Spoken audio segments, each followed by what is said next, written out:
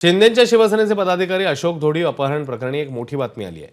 अशोक धोडी यांची कार गुजरातच्या भिलाडजवळ सापडली।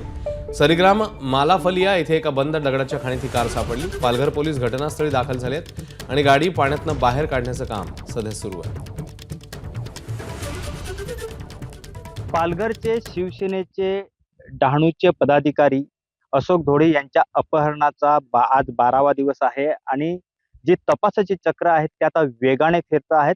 मी सध्या गुजरातमधील सारीगाममधील एका खदानीजवळ आहे आणि ह्याच खदानीमध्ये ही गाडी असल्याचं पोलिसांकडून सांगण्यात येतंय। आपण पाहू शकतो की ही जी खदान आहे पूर्ण पाण्याने भरलेली आहे। जवळपास 50 फूट खाली गाडी असण्याचं पोलिसांकडून सांगण्यात येतंय। आपण पाहाल तर इथे एक हा दगड दिसतो, ह्याच्यावरती एक ह्या गाडीचा सेन्सर फक्त सापडलेला आहे आणि ह्याच ठिकाणून ही गाडी खाली टाकण्यात आल्याचं सांगण्यात येते। आपण पाहू शकतो इकडे पालघरचे सर्व जे पोलीस आहेत, गुजरात पोलीस आहेत, त्याचप्रमाणे पालघरचे पोलीस अधीक्षक बाळासाहेब पाटील हे स्वतः घटनास्थळावरती आहेत। काही इथे जे पाण्यामध्ये बुडून त्यांनी जी गाडी पाहिलेली आहे, एकूणच पाहायला गेलं तर आज 12वा दिवस आहे आणि नेमकं ही जी गाडी पाण्यामध्ये आहे त्याच्यामध्ये अशोक धोडी हे आहेत का, हे सुद्धा तपासलं जात आहे। कारण गाडी काढण्यासाठी खूप वेळ लागणार आहे। इथे हायड्रा बोलावून, ती यंत्रणा बोलावून, पाणबुडे आहेत त्यांना बोलावून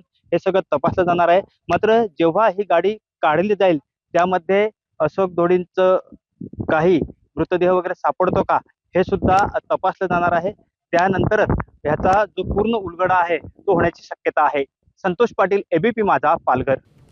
तर गुजरातच्या भिलाड जवळची ही घटना आहे। सरीग्राम मालाफलिया येथे बंद दगड खाणीमध्ये ही कार सापडलेली आहे। पाण्यातनं कार काढण्याचं काम सध्या सुरू आहे। पोलीस या संदर्भात पुढची पावलं टाकतात। एबीपी माझा, उघडा डोळे बघा नीट।